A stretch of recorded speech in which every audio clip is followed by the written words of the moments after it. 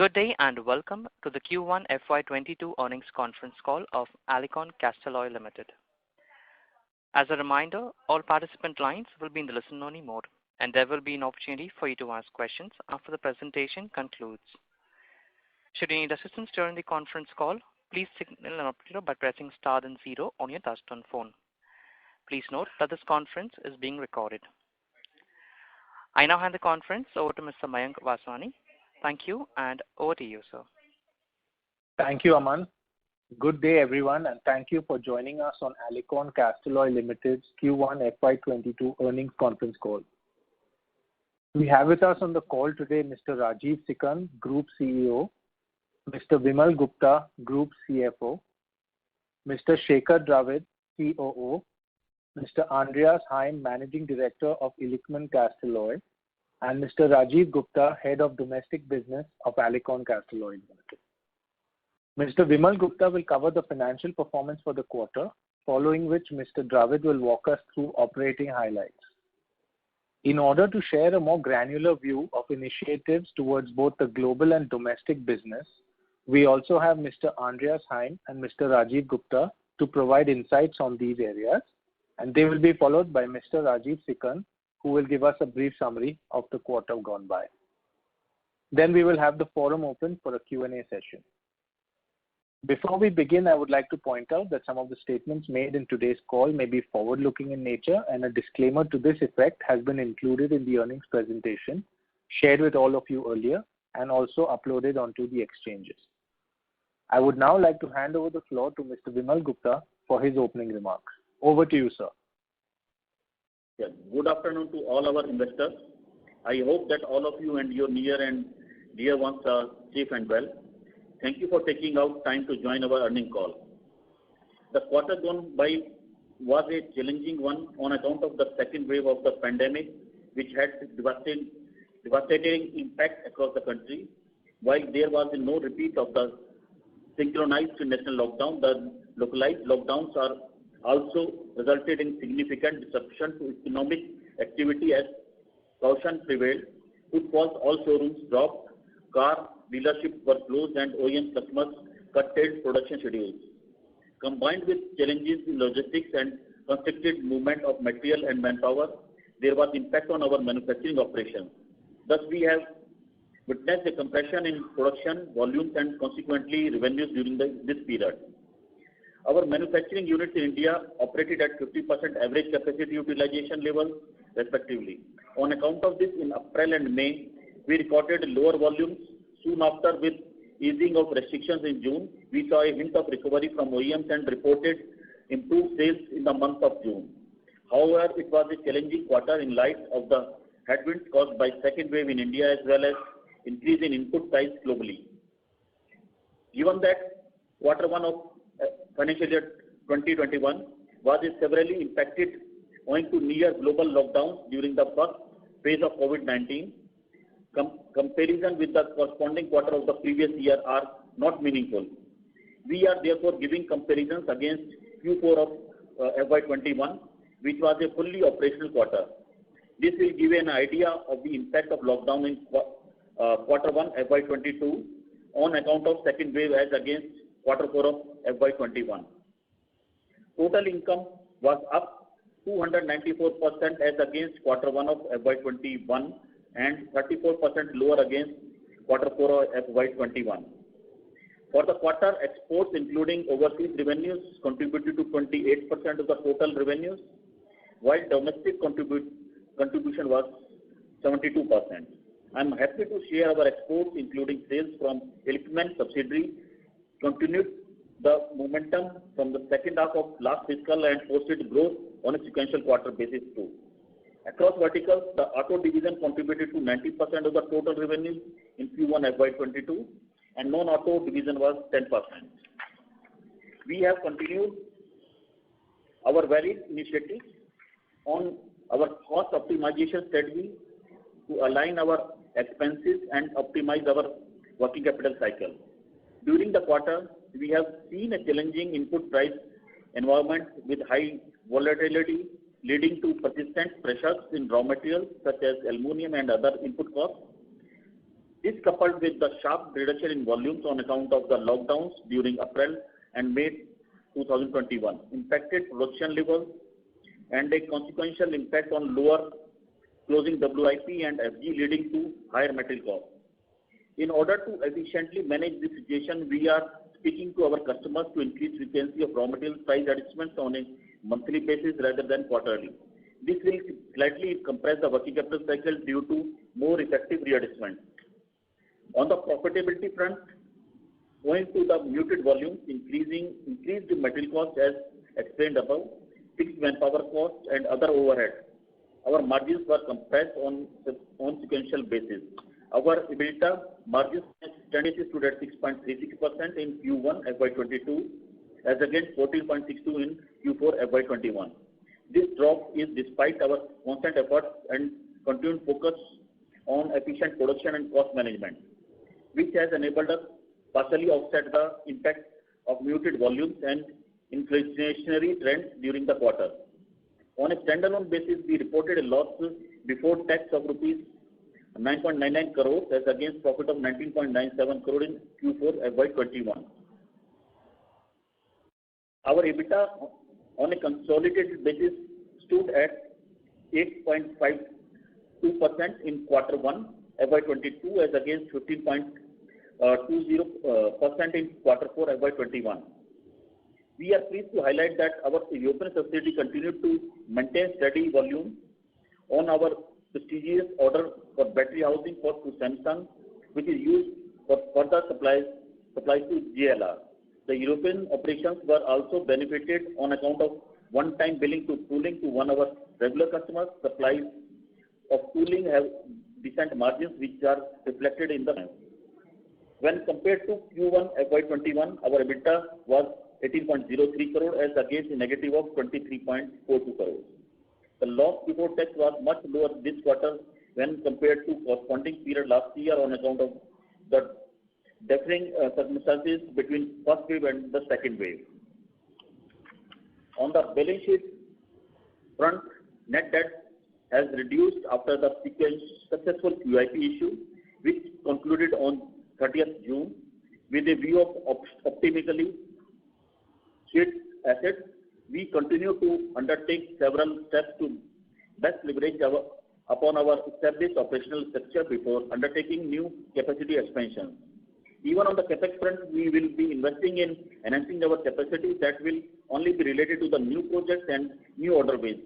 Our focus will essentially be on two types of capexes in FY22.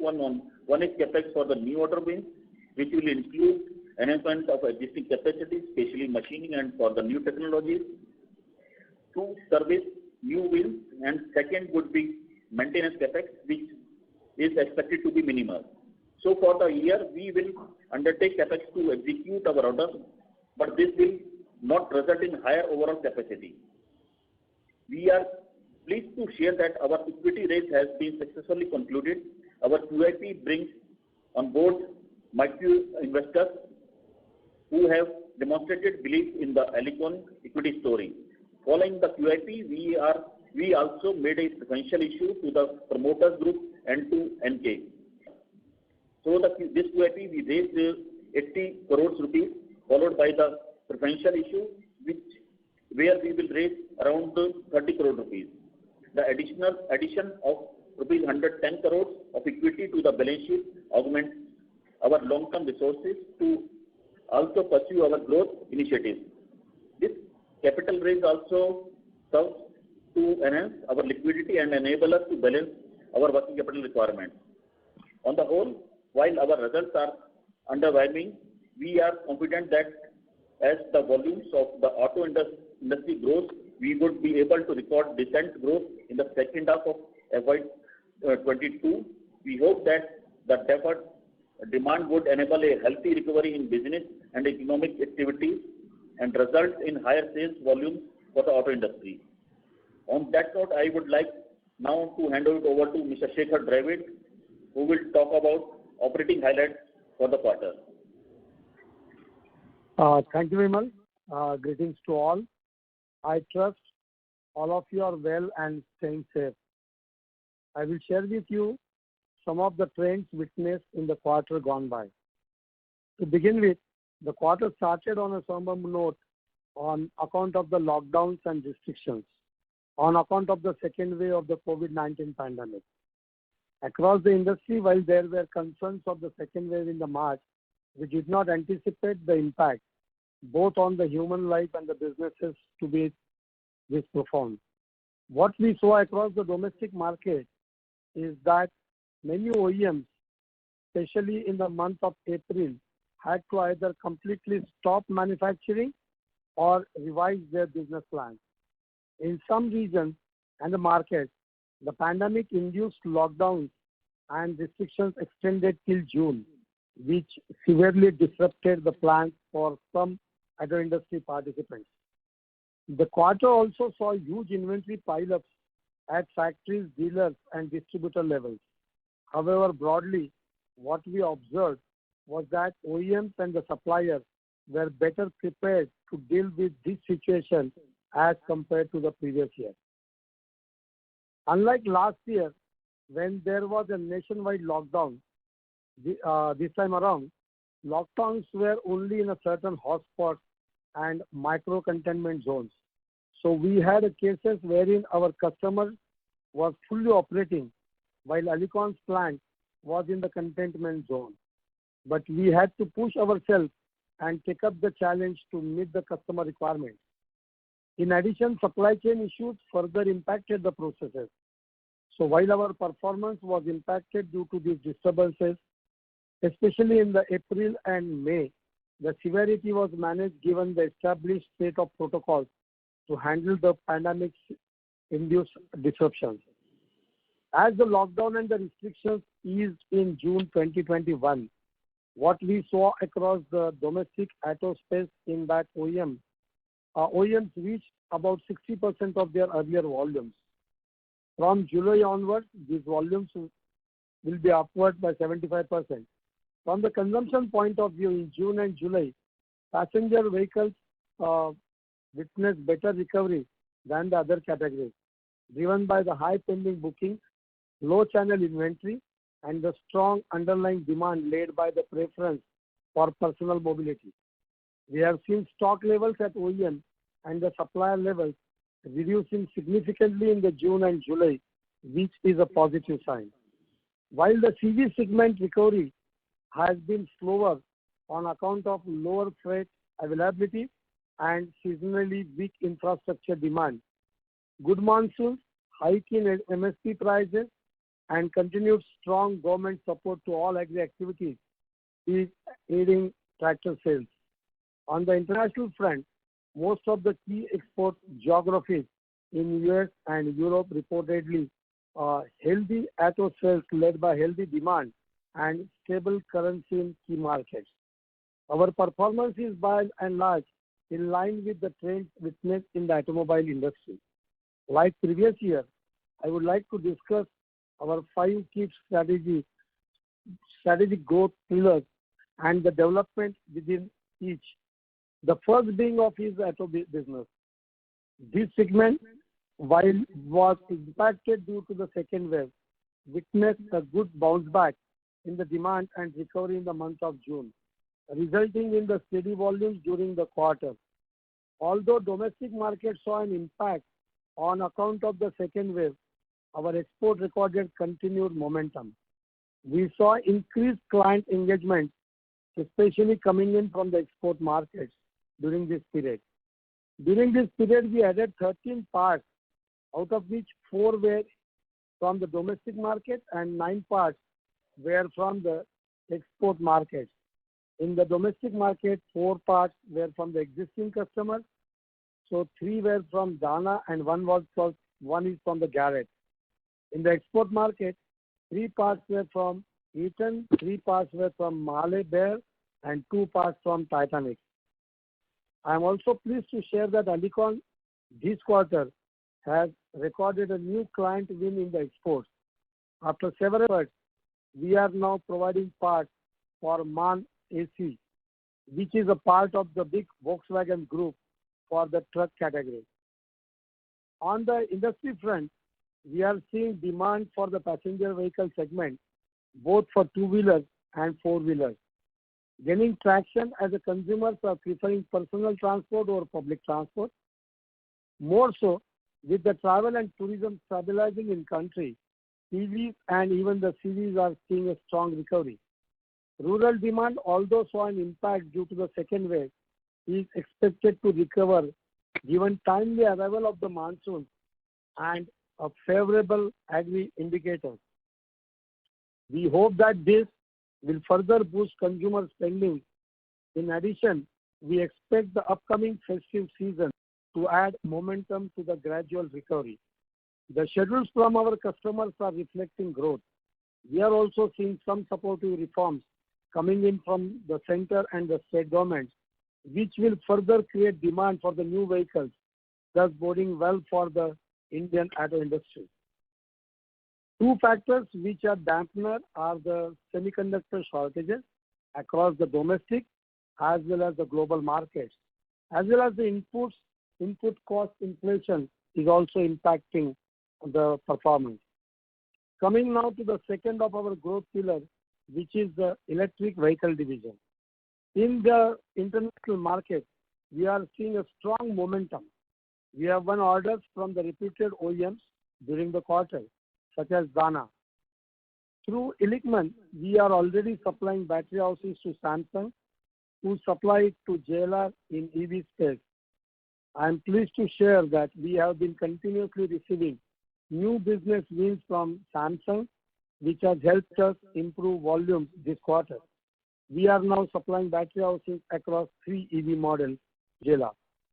To share the interesting incident, few years ago, when not many players were absorbed in the EV space, our company had then seen a huge and game-changing opportunity and had embarked upon a challenge to deliver high-end, technically complex, and highly competent solutions for vehicles in EV domain. I am proud to share that we have been extremely successful in this venture.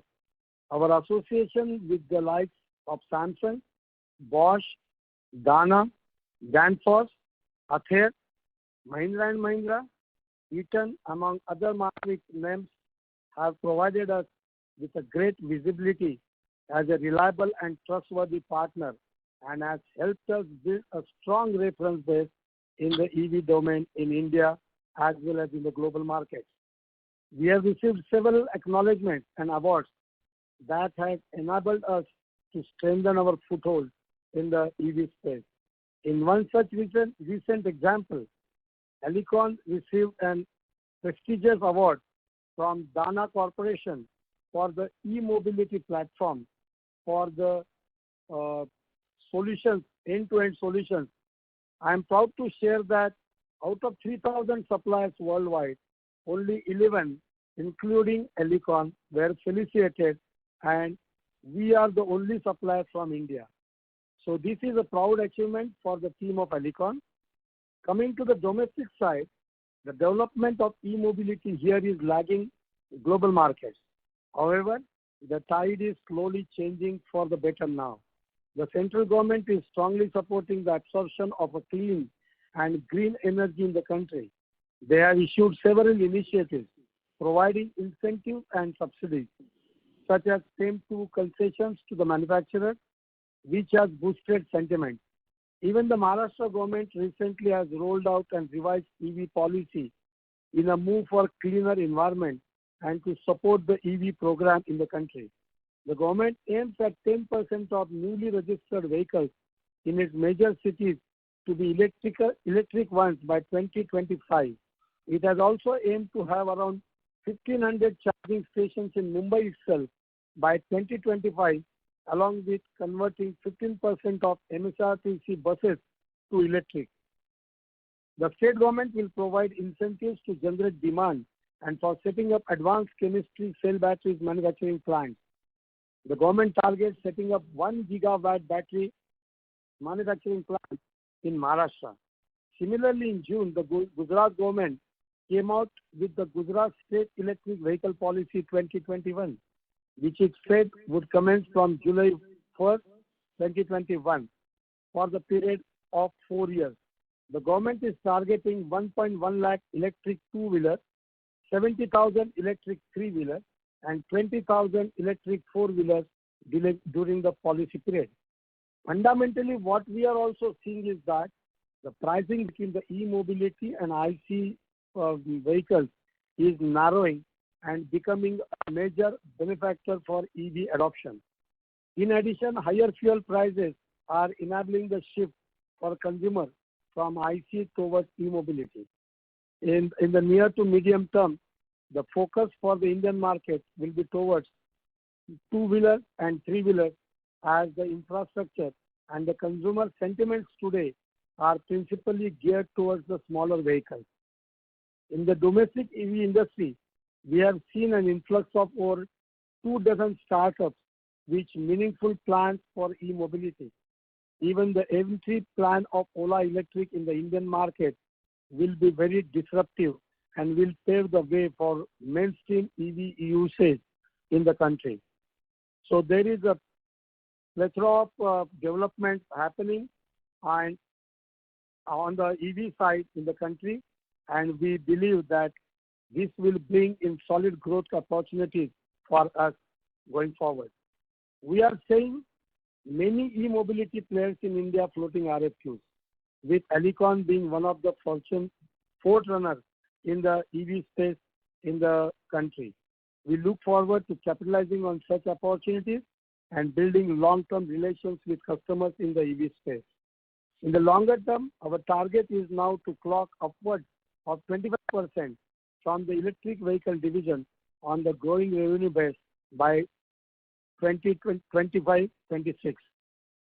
Now on to our third growth pillar, being a technology agnostic platform, wherein we focus towards building niche around the existing and new products by leveraging our core competencies.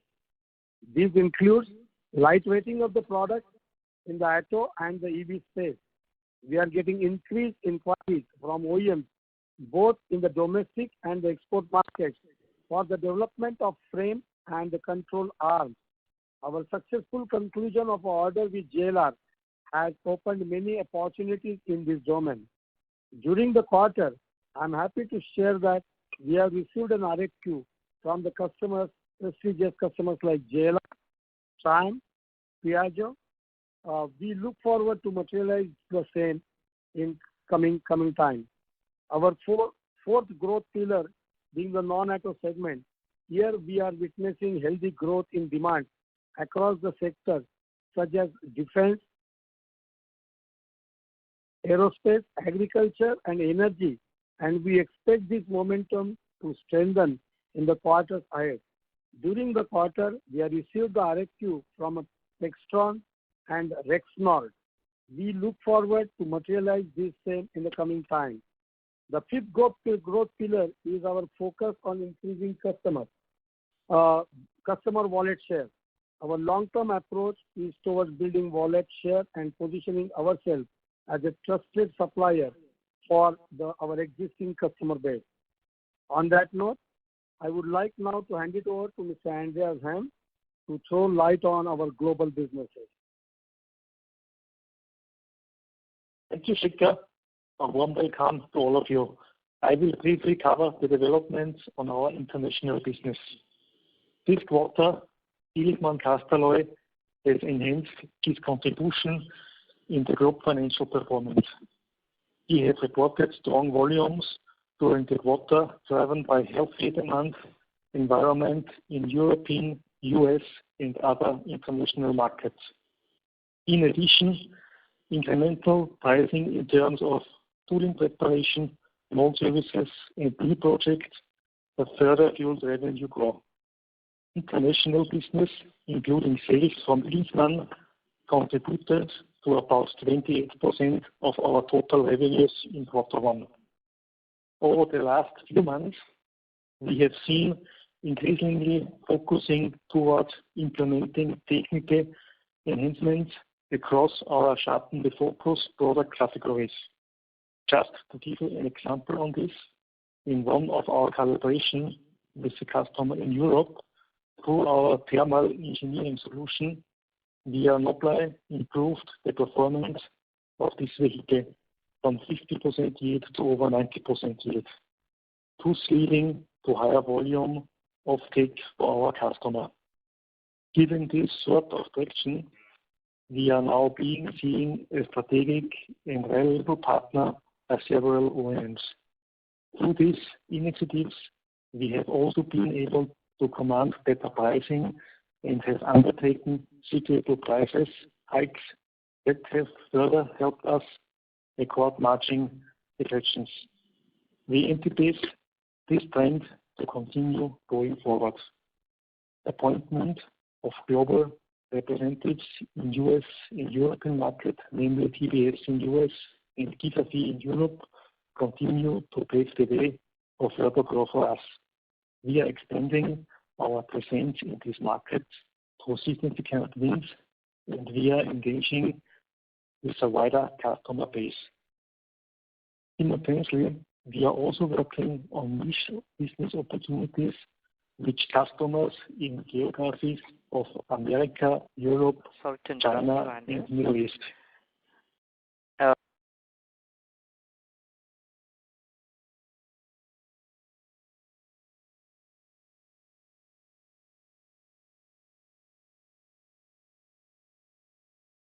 We are leveraging our entry into the Japanese market with Flextronic.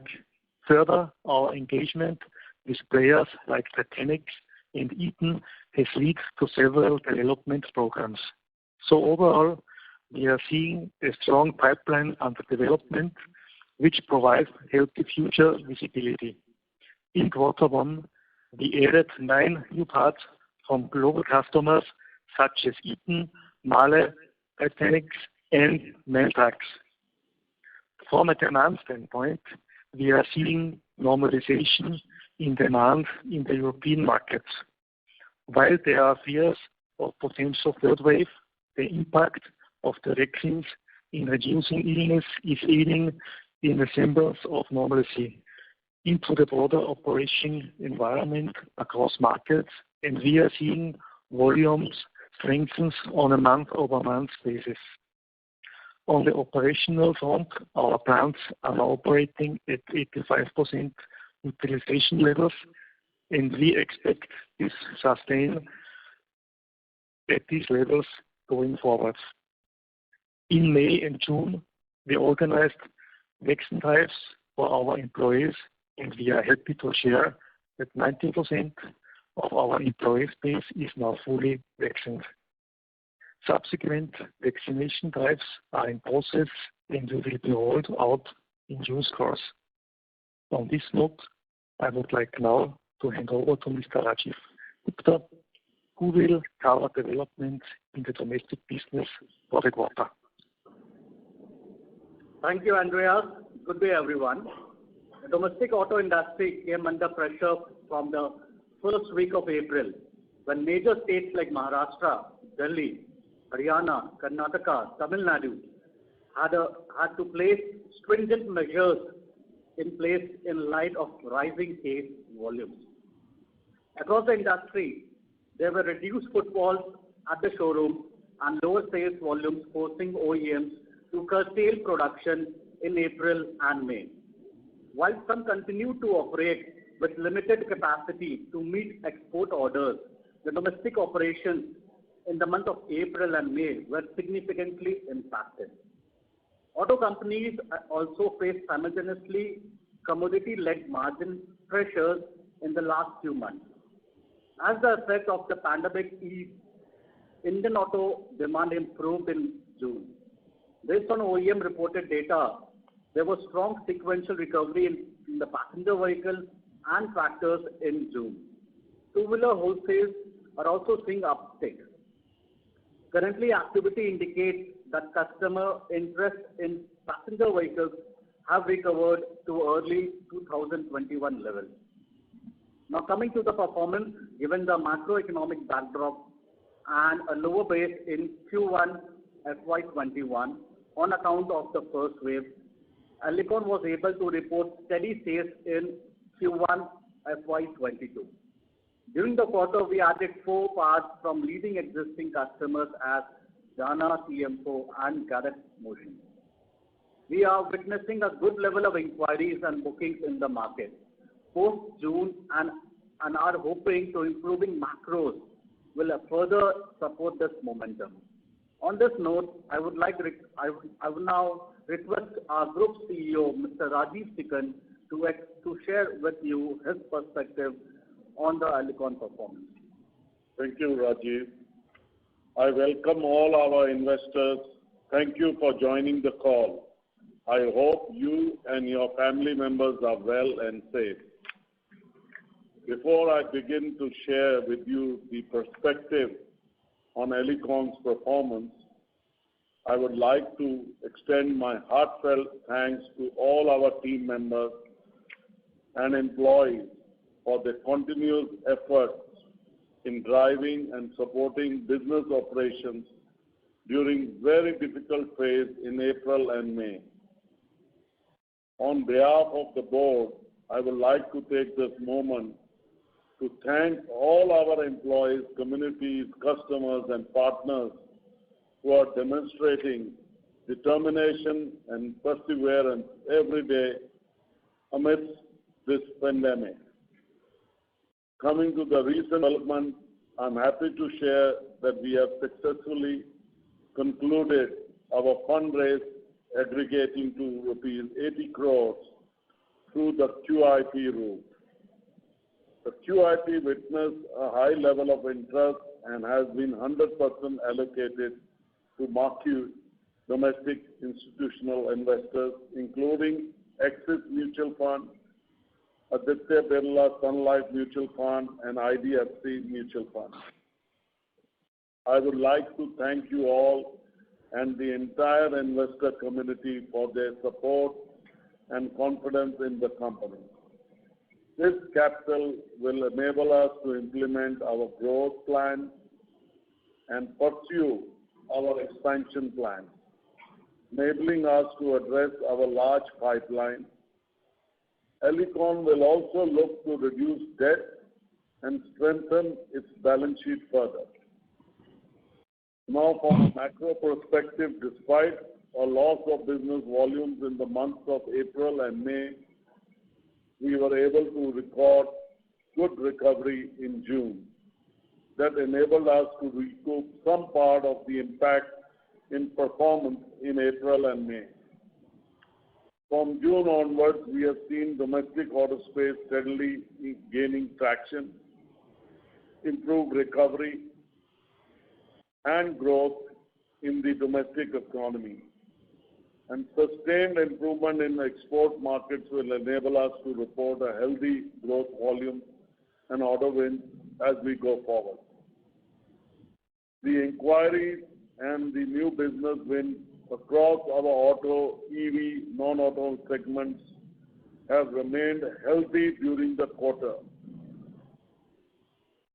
We have built up a strong order pipeline to the tune of 3,000 crores over 5 years, peak sales of 700 crore annual yearly average of 600 crore as of June 30th, 2021, with improved concentration from high-margin product categories and exports. Based on current visibility of our order book, the trend in order wins that we are seeing in last few months, we remain optimistic on the growth potential, especially in the near term. Health and safety of our employees is one of the key factor areas for us. Across the company, we continue to follow strict adherence to social distancing, hygiene protocols, and safety. In May and June, we have started vaccination drives for protection against COVID for all our employees, employee dependents, support staff, and business partners. Overall, we are hopeful that this new fiscal year, we will see normalization across from economic activities, business operations to everyday daily activities.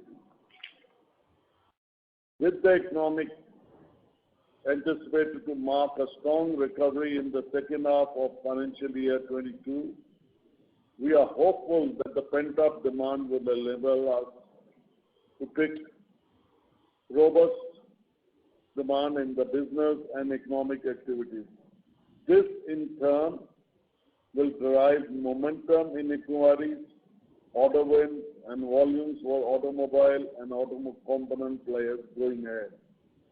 As one of the key players in the domestic auto market, we look forward to a promising future and continue to stay focused on our objective of being future ready and being consistent, trustworthy, and reliable partner to our strong and growing customer base.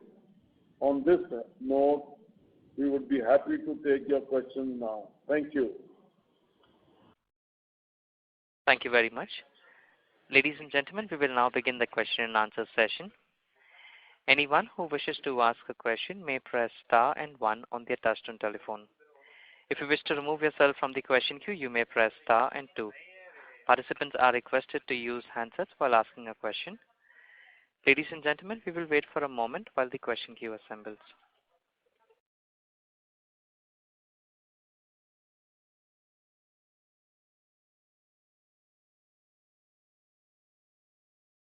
The first question is from the line of Raghunandan from Emkay Global. Please go ahead. Good afternoon to the management team. Thank you so much for the comprehensive opening remarks. Extremely helpful.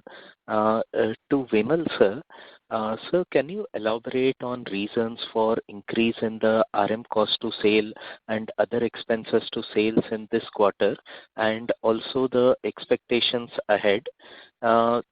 In addition, if you can highlight, given the COVID-related issues, were there any one-offs in terms of COVID-related expenses in the quarter? Thank you, Raghu. So, first I would just explain the impact on the margin. So first we talk about the raw material, because we see that is a approximately 2% increase. That's all. So that is mainly, one is that we have little bit sales mix change where we have high margins. So those OEMs have started their production little late. So the sales has impacted during that quarter where we had high margins. And second is that you see that in the results also there is a decrease in the FG stock. So due to that has also impacted the consumption of our stock, and due to that there is a little bit on the production side on the lower side. So these are the main reasons for increase in the raw material cost, but those are only a one-time impact we have seen in this quarter.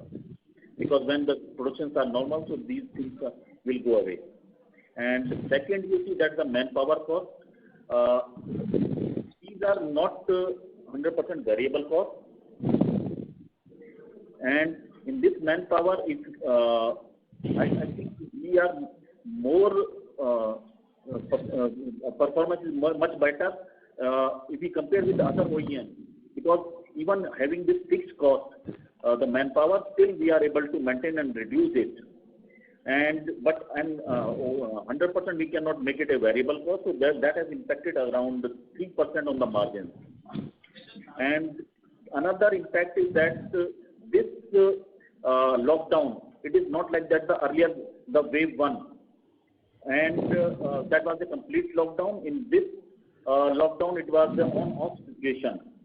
So there was a complete flexibility or fluctuation from the customer side in their orders. So somebody asks the orders, then we have to fulfill, we have to start the production, then we have to close it, we don't have the orders. So this off and on situation, that has impacted our cost side. So we have to, because it is this foundry is a running process. We cannot stop and then again next day we start. So that has there is a cost for this. So that has impacted on the margin. So on this overall, that also has impacted around 2% on the margin. So overall we see that around 7 to 8% has impacted on the overall margin for the quarter if we compare with the Q4. So I think I have answered your questions, Raghu. Thank you, Vimal sir. To understand it correctly, with normalization of operations, easing of lockdown, and pickup in scales, these things are temporary in nature and should reverse going forward. On the subsidiary part, extremely strong results, but can you quantify what was the tooling revenue and related margin benefits? Also wanted to understand what should one expect as a sustainable performance going forward. Yes.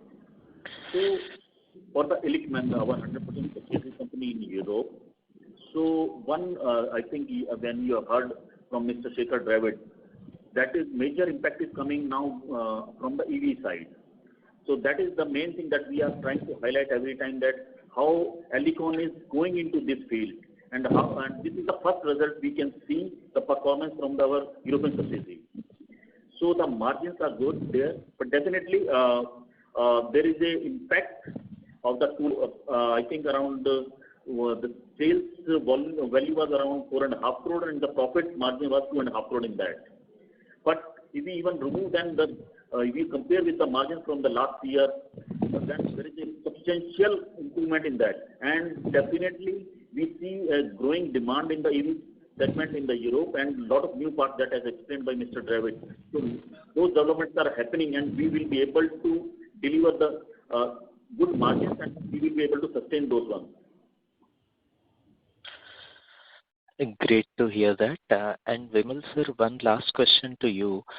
If you can talk a little bit about the working capital reduction and debt reduction targets for FY22 and 23, that will be useful. Yes, definitely we are more focused than at earlier calls. Also, we are discussing about our working capital cycle as well on the debt side.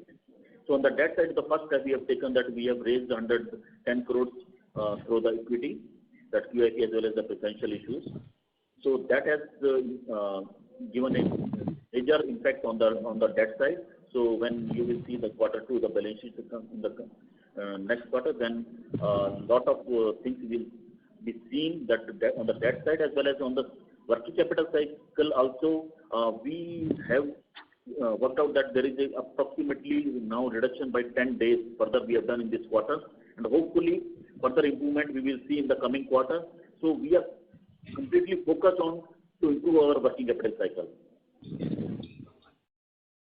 Yeah, Raju. Thank you, Vimal sir. To Shekhar sir, congratulations on the new orders. Can you indicate approximate size of the orders won in this quarter? And secondly, if you can highlight the major orders like Toyota, PKC, by when are you expecting the commencement, and how do you see the ramp up in 22 and 23? So basically trying to understand the major orders which will commence and ramp up in 22 and 23. Thank you so much. Raghu, I think this Rajiv Gupta will answer. Yeah. Thanks, Raghu, for this question. So I'd like to share with you the insight on the new order booking. So in the last quarter, we have added 13 parts, 4 were from the domestic customers and 9 were from the export customers, with around 121 crore of total projects over a span of 5 years, with a yearly average of 24 crores per year. And if we talk about realization, yes, up till now we have added 238 parts, and we are aiming to realize in next year Q2 around 480 crores. This will be around 600 crores by the year 23-24, and eventually touching around 700 crores at the peak by 25-26.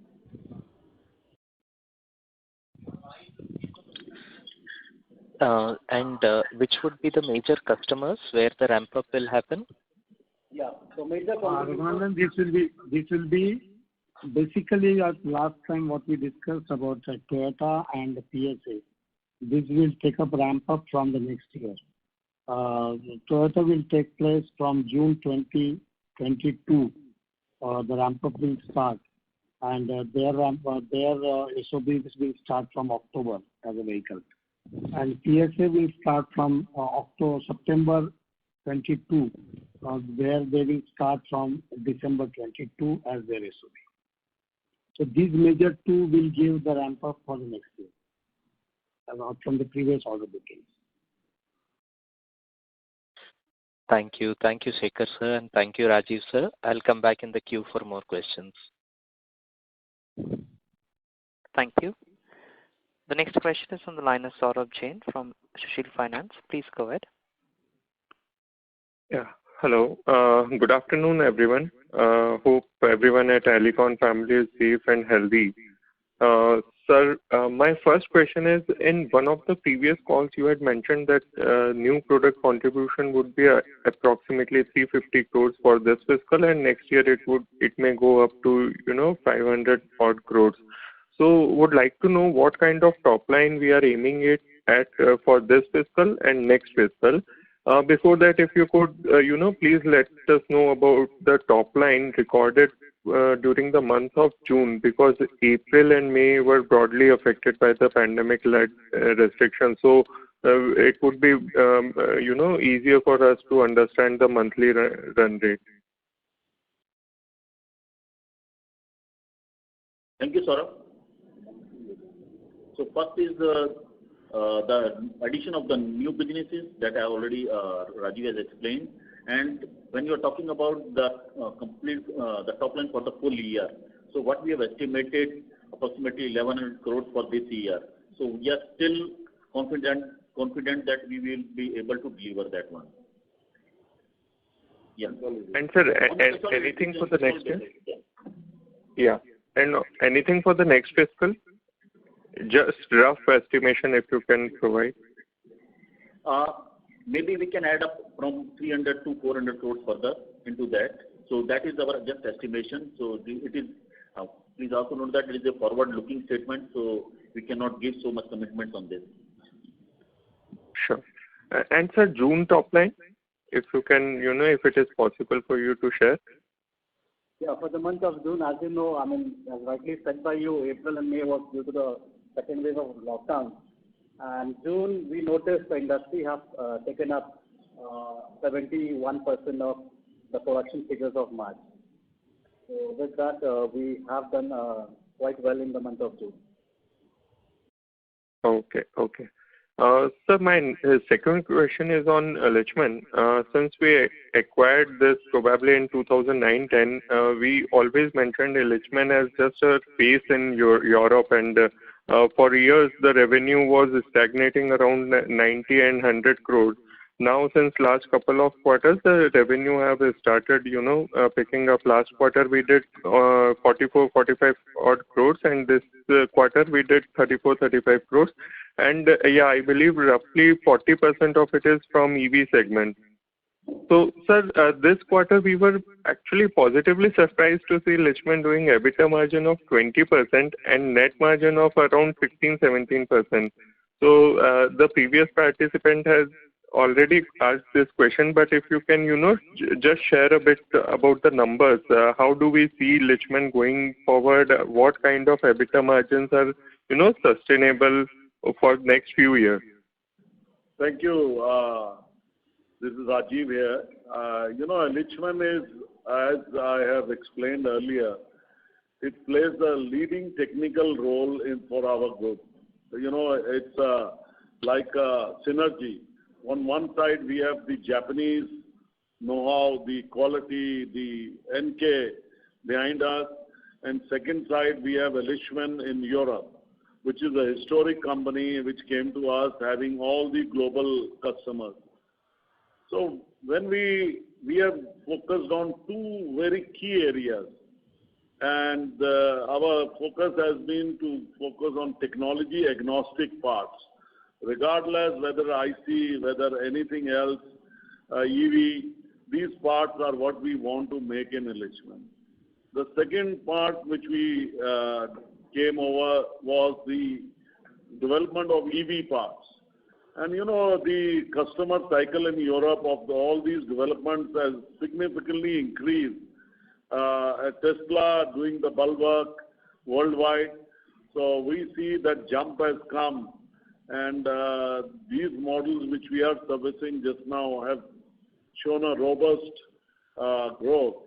And our team has done a very good job on the cost side, maintaining all that what they need to maintain. And you are seeing these results, and this will continue. And sometime the tooling will not be there, but otherwise, as I hear till yesterday, the volumes are going even higher because the customers are now changing their markets more swiftly than we would have anticipated. But Illichmann is on a strong growth with these two focus areas, technology agnostic and EV. Thank you. I hope that answers your question.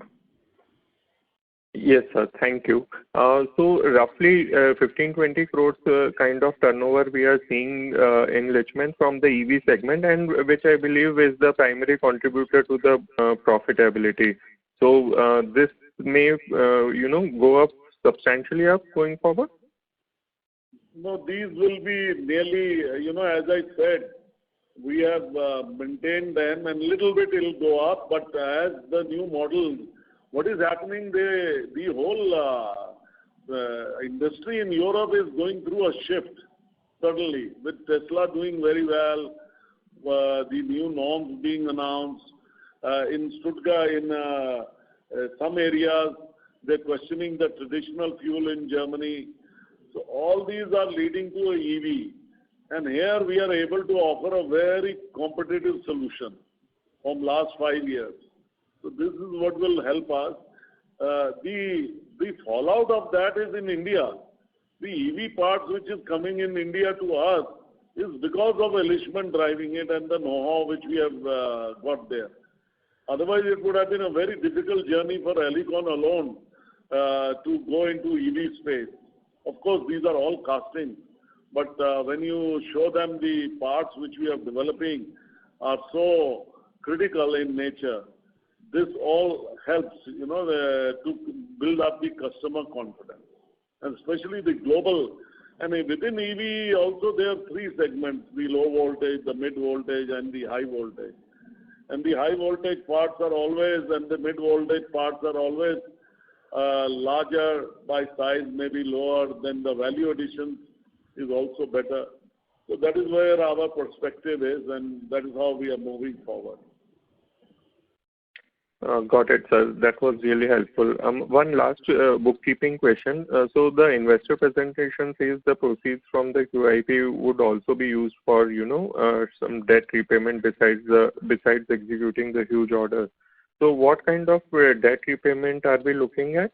And just to end it, if you can, throw some more colors on the orders which Rajiv sir had mentioned in his opening remarks, the 3,000 crore order book and execution.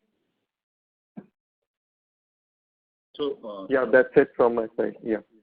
So on the utilization of the QIP proceeds, that will be definitely we are going to utilize for the debt reduction, and we are estimating approximately 60 to 70 crores debt reduction by the end of the year, because some proceeds will be utilized for the CapExes also. So that is the estimation we are having. And about the another question, I think Rajiv will answer for the order book. Yeah, on the order booking, yes, we have been doing quite well. And at this moment, with 238 parts, the total booking is roughly around 3,000 crores. Which I've explained year on year how much we are going to accumulate from these parts. Okay, sir. Thank you. That's all from my side. Thank you. The next question is from the line of Deepak Poddar from Sapphire Capital. Please go ahead. Yeah, well, thank you very much, sir. So I just wanted to understand on the margin front, you did kind of indicated that the impact of 6-7% on the margins is temporary in nature on account of RM costs and other costs. So going forward, you expect the margins to normalize to 15% that we have been doing or we have done in the last quarter? Yes, sir. Definitely, because in the last quarter con call also that we discussed now how the shift is happening in Alicon on the margin side. Because one example already that we have discussed just now about the Alicon, and same things we are seeing that changing, the changeover is happening in the Alicon in the domestic market also. So on that front, definitely we are confident that we will be able to deliver the margins that, and we will be able to maintain that. No, so your voice got cut, sir. I could not hear the last line you said. I'm saying that we will be able to definitely deliver the margins what we have promised, and you will see that the improvements quarter on quarter in the margin side. Like what we have promised in the sense, like 15% is what the benchmark we are looking at? Yes, that's the benchmark we are having. Yeah. Okay, fair enough. And going forward into next year, now you did say about a higher share of like in 3,000 crores order pipeline, there's a good share of higher margin business, and the new business also contribution will increase, which typically has a higher margin profile. So going forward into FY23, 24, you expect your margin profile overall as a company to improve significantly, or some sense on that? Yes, that's why I'm saying that the improvements will be there, and maybe first is that quarter on quarter you will see, and then year on year also, because whatever the new orders are coming, those are first is that the IC side is at this moment, and maybe when we are seeing that the technology change and moving to EV segment also, so EV is definitely going to give a good margins. Plus technology agnostic parts. Understood. Okay, I think that's it from my side. Thank you very much. Thank you. Thank you. The next question is from the line of Aditya Makharia from HDFC. Please go ahead. Yes, sir. Just wanted to check. You said that EVs is how much of our overall sales right now? Is it 20%? 8% at this moment in India. It is currently 8%. Oh, 8%. Okay. And where do you? But the overseas arm is higher, right? So at blended level, it would be how much? Yeah, if I club that, it's around 12% currently. Okay. And in India, I believe you're supplying EV components mainly for the electric two-wheelers. Would that be correct? No, so in India we are supplying to Dana in commercial segment. I'm happy to share near about 7-8 different variety of parts we have developed for Dana, which will help us to create a good fit with other OEMs in that space. Then was in passenger vehicle with Mahindra and Mahindra, the battery housing, which we have developed for them. Then is Ather, which you have mentioned, and also Tork motorcycle, this order which we have backed in last year. Okay. So this 8% includes exports also, means you're exporting out of India as well. So Dana, when you say it's basically what you're exporting to them. Yeah, Dana is a mix of domestic and export both. Right. Okay. Second question, sir. What is exports out of India currently for us? Exports is 28%. Okay. So I believe steady state or last year we were around 18 or 20%, if I'm right. Yeah. If talking about just exports, it's around 18%. If I club it with Illichmann, the European subsidiary, then it comes to 28%. There's another deemed export of 4% which we have not. There's another deemed export of 4% which we have not considering here, because these are routed through our OEM. Okay. So how much would exports for you go up? Because I believe you're winning a lot of new orders with foreign clients, right? And especially with the capacity expansion, if I'm right, you want to focus more on exports. Yes, that's correct. Yeah, right. Could this go up to half of your sales at the console level? Yeah, we have defined a clear target to achieve near about 38% of my export in next 2-3 years. We are aiming to add a lot of global customers in board, which we have noticed. We got an entry to Volkswagen, which will give me a platform to enter now to Scania, Volvo, and many others.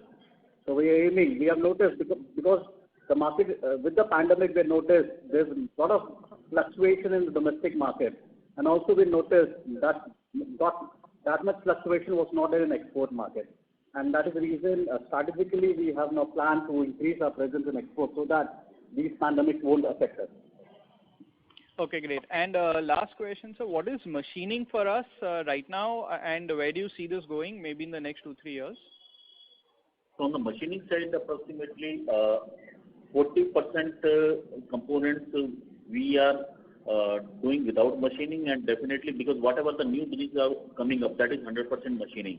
So that the pie will shrink in the coming years, and maybe it will go down to around 18-20%, not more than that. Here, one thing you have to take here is the old business of the automotive OEMs, like Honda, two-wheeler, typically, is to machine in-house. And the shift is done by Bajaj, and now by TVS we are seeing. Bajaj is the leader in this shift. But these other companies are still doing in-house. So as they will shift, because they have made huge investments, but we have taken over Bajaj machine. So it's not that, so this is something as a trend we have set. And we have also offered to Hero and HMSI that we can take over their machine. Got you. So machining, you said, is 35% of your sales mix right now. Did I get the number right? No. What I think that approximately machined parts at this moment is approximately 60% of our total sales. So machined is 60%. Machining, and that pie will further shrink in coming years. Like Mr. Sikand has explained, wherever we are supplying the unmachined parts, those also we are converting to machined. Got it. So which is why you believe your margins will now go up to 15%. Yes, that is the main reason behind that. We are saying that how the margins will improve in the coming year. But these OEMs will not certainly give you, you have to also, yes, new customers, definitely we are pitching like that, and new businesses, but the old business, suddenly, they have also blue collar and a very strong union. So you have to treat this very carefully. Of course, got it. Great, sir. Thanks and wish you all the best. Thank you. Thank you. Our next question is from the line of Chirag Shah from Edelweiss. Please go ahead. Thanks for the opportunity. Sir, I have a question on this new order book of 3,000 crores. So one, is it largely export oriented? What would be the mix between domestic and export over there? This is 60% is domestic and 40% is export. 60% is domestic. And I presume this represents new business and not replacement of existing business, right? So suppose if a model is getting upgraded, say for example Bajaj Pulsar, it will not get counted in this, or it also get counted in this? No. It's totally a new business, a new platform. Typically, if these models get, replaced in India, we have these OEMs have a sourcing policy, and we get a preference from them. So we have not lost any business, to answer your question, back as a, new partner or to anybody else. So this continues, this is a journey, because there are limited players to give, and we are the largest independent player within the domestic market. So I was not listening to that, sir. What I was trying to understand is because if I look at your revenue aspiration for the year of 1,100 odd crores and 350 crore contribution from new products, so I was referring to that data. So when you say new order of book of 3,000 crores, of that this 350 crore will flow, right? So of the balance 750 crore is something like an old business which keeps on moving as per the expectation. Or because OEMs keep on replacing their platforms. Correct. This is what has continued from 1st of April, 21. Okay. And sir, I presume even in the export order book that you have, raw materials would be a pass-through arrangement, right? In domestic, you have that arrangement. As a policy, our group does not deal with any OEM worldwide or anybody where it is not a pass-through. As a policy, we don't take those orders. This is helpful. And lastly, sir, of this 40% export order book, is it possible to indicate how much would be EV in that broadly? Yeah. Give us a minute. We'll come back to you. We will come back to you. Give us a minute and we can go to the next question in the meanwhile. Yeah. And so I'm done. This is largely what I want to understand. Yeah, we'll get to you.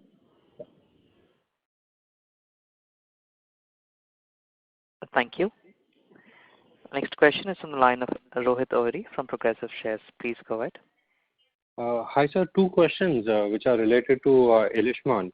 Now, when we talk about Illichmann, are we talking about the Austrian operations or the Slovakian operations? See, for us, it's a one entity, and basically the Austrian operations, couple of years back, the hardcore operations, we put it in the Slovakian unit because that was what was draining the company. And we took that decision. Our head office is there, our marketing office is there, our technical team sits there and moves. Because from Vienna, it is only 1 hour 40 minutes. So, it's truly a EU. It's a EU nation now. So it doesn't matter whether Austria or Slovakia. It's a EU entity combined. So the production happens in Slovakia right now? Yes, all operations, hardcore manufacturing happens in Slovakia. And we have machining partners in Europe. Okay, so what would be the capacity which is in Slovakia and what would be the peak revenues in terms of Indian rupees? So the peak capacity is because in the Indian rupees we can convert, we can achieve approximately 18 million euros sales from there with the existing capacities. So that we can convert to maybe approximately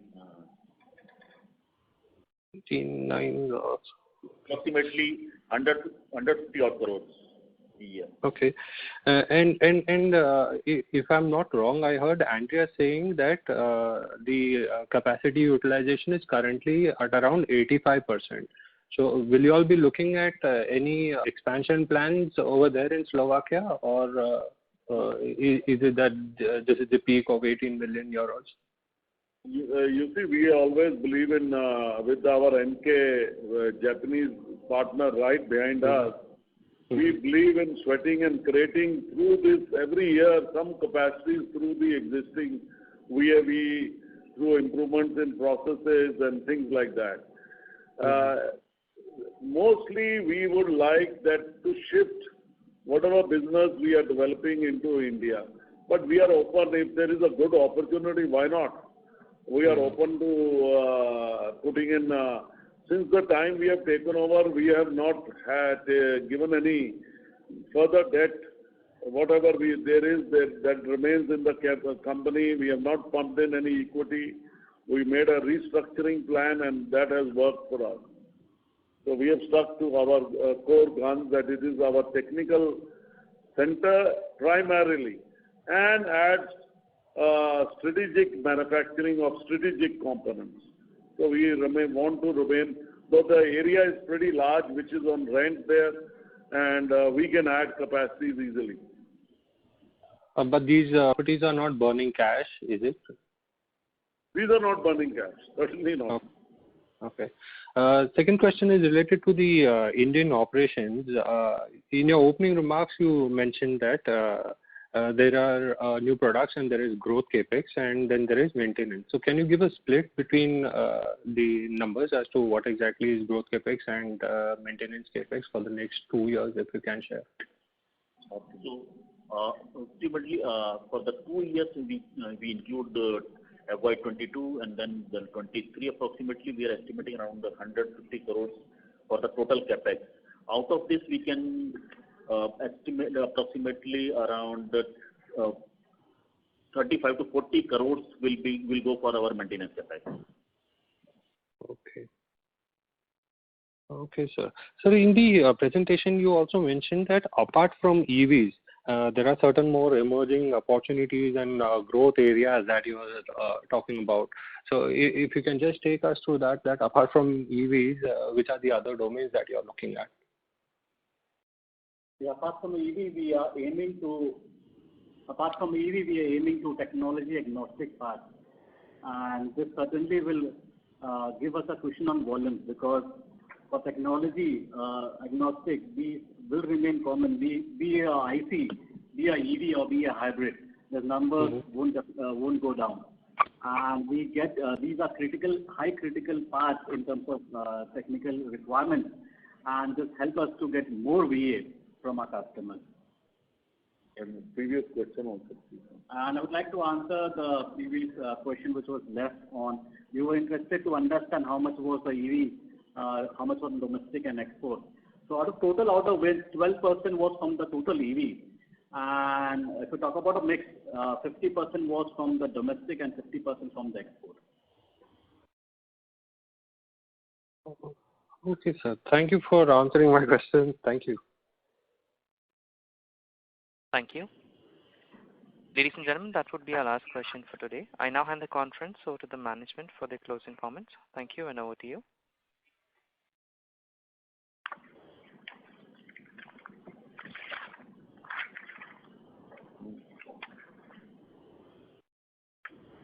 So thank you. I hope we have been able to answer all your questions satisfactorily.